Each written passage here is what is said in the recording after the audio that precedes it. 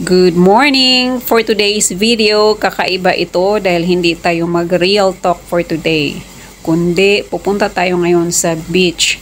Naalala ko kasi, ngayon June 29, doon sa lugar namin, ay araw ng maligo sa dagat.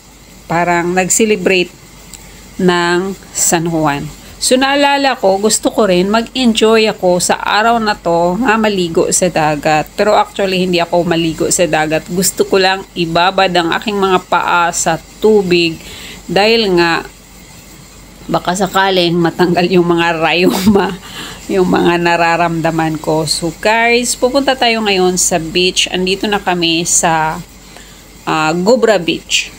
So, ito yung view nila. Medyo may mga tao din na naliligo at maganda dito guys dahil as in malinis yung dagat nila. Makikita nyo naman guys, see? May mga tao din na naliligo at itong anak ko sobrang enjoy. May dala din siyang mga laruan. At nandito na nga ako guys. Binabad ko yung aking mga paa. Ayan. Ang daming naligo dito guys, pero napunta kami dito sa area na medyo hindi masyado matao. At ayan yung anak ko nag-enjoy sa kakatakbo. Ayan. Makikita nyo nag-enjoy siya dyan sa alon ng alon ng dagat. Ayan guys. At ako naman dito guys. Since ayaw naman ito ng aking asawa na mag-video at nag-video talaga ako guys para naman makikita nyo ang view dito sa beach ng Oman. Napakalinis, napakaganda, nakaka-relax. Feeling ko rin na nasa Pilipinas ako. Sa ganito kasing June 29 doon sa lugar namin. Mga tao doon naliligo sa dagat, magdala ng pagkain, parang mag-picnic doon, mag-party. So ito rin din yung ginagawa ko, ginagaya ko rin yung nasa Pilipinas. At ito kasi guys, meron akong nararamdaman na meron akong arthritis, rheumatoid arthritis. So matagal ko na rin tong pinagplanuhan na pupunta talaga dito sa dagat. So kasama ko yung asawa ko at yung anak ko. Ayan, dito kami nag-i-enjoy. Ito yung dagat nilo dito guys. Ayan. May mga bata din na naliligo. At dito ako medyo sa may mabato-bato. At merong kasi doon sa kabilang side, as in, puro talaga siya buhangin. Kaso nga lang, may mga tao doon. So, dito lang pinili namin sa area na medyo hindi siya matao para mayroon tayong privacy.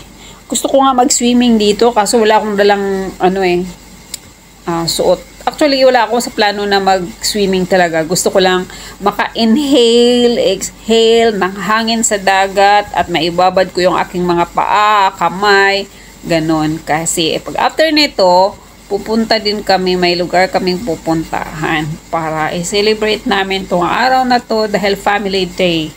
So yung anak ko sobrang enjoy talaga, parang ayaw na niyang umuwi dito. Gusto niya doon na lang siya magdamag, hindi na siya gustong umuwi pa sa bahay dahil nag-enjoy siya sa kanyang mga laruan, nagbungkal-bungkal ng mga buhangin, gumagawa daw siya ng mga bundok, gumagawa daw siya ng mga ano-ano dun sa buhangin, tapos takbo-takbo siya, hinahakot niya yung tubig.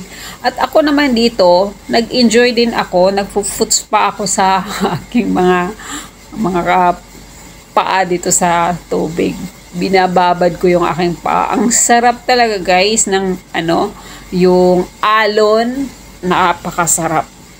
Medyo mabuhangin-buhangin tong area na to, pero napakasarap yung daplos ng tubig dun sa paa. Ang sarap siya sa paa, ang sarap maglakad, super talaga nakaka-amaze, nakaka-relax. Kasi minsan, kailangan din nating mag-relax, hindi lang lagi na lang sa bahay, lagi na lang sa hanap buhay. Kailangan din nating i-unwind ng ating mga